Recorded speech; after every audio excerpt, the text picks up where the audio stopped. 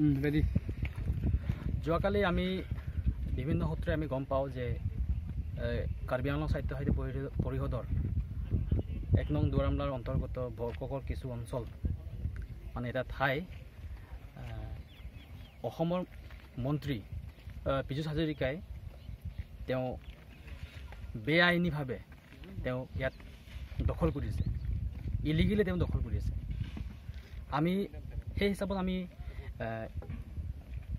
ইয়াত আহি গম পাওঁ, আমি খবৰ লওঁ, বিভিন্ন স্থানৰ মানুহখিনি আমি খবৰ সোধ-পোছ কৰোঁ। তেওঁলোকে কয় যে হয় মাটিডোখৰ পীযুষ হাজৰিকাই কিনিছে। তাৰপিছতে আমি কৰ্মথলীত আহি পেলাই যদি কাম চলি আছে, এই মাটিত যদি কাম চলি আছে, আমি এজনক লগ পাওঁ। তেওঁ বোলে ৰহাৰ মানুহ, তেওঁ পৰিচয় দিয়ে। তেওঁ কয় পংকজজ্যোতি নাথ। তেওঁ পীযুষৰ হেনো কিবা মোমাইক নে কি বোলে, তেওঁ সেইটোও ক'ব বিচাৰে।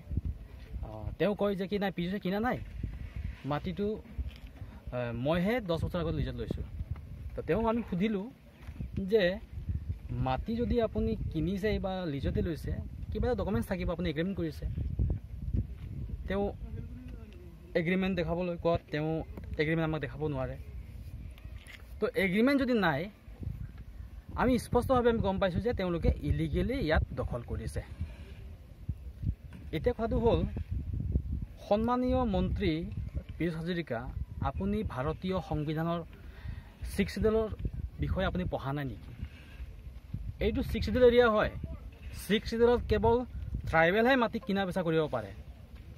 তাৰপিছতো আপুনি ইয়াত কেনেকৈ নন ট্ৰাইবেল মানুহটো ইয়াত আপুনি মাটি দখল কৰিলে? আৰু সন্মানীয় CM তুলিৰাম ৰংহাং ডাঙৰীয়া আৰু বিভিন্ন MSC সকলকো মই কথাটো ক'ব বিচাৰিছোঁ, আপোনালোকে কেৱল মেঘালয় বৰ্ডাৰ, নাগালেণ্ড বৰ্ডাৰৰ কথা কৈ কাৰ্বি আংলং সুৰক্ষাৰ কথা দিয়াৰ কথা নাভাবিব। হোজাইৰ পৰা বহুত মানুহ ইয়াত সোমাই গ'ল, নগাঁৱৰ পৰা ইয়াত বহুত মানুহ সোমাই গ'ল, বেদখল কৰি মাটি আমাৰ শেষ কৰি পেলাইছে। কাইলৈ আমি ইয়াত মাইনৰিটি হ'ব গৈ আছোঁ। আজি দেখোন আমি মাইনৰিটি, যদি আমাৰ যদি ভালকৈ যদি চিন্তাচ কৰে, ক'ত খবৰ ৰাখিছে আপোনালোকে কাৰ্বি আংলঙৰ বিষয়ে?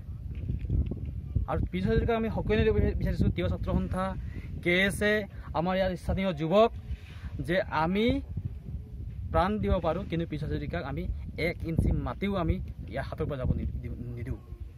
আৰু আপুনি মনত ৰাখিব, আপোনাৰ কাম কালিৰ পৰা বন্ধ কৰক, আৰু কালি নহয় আজিৰ পৰা বন্ধ কৰক, আৰু ইয়াত কোনো ধৰণৰ কাম নচলিব। আপুনি যিটো মাটি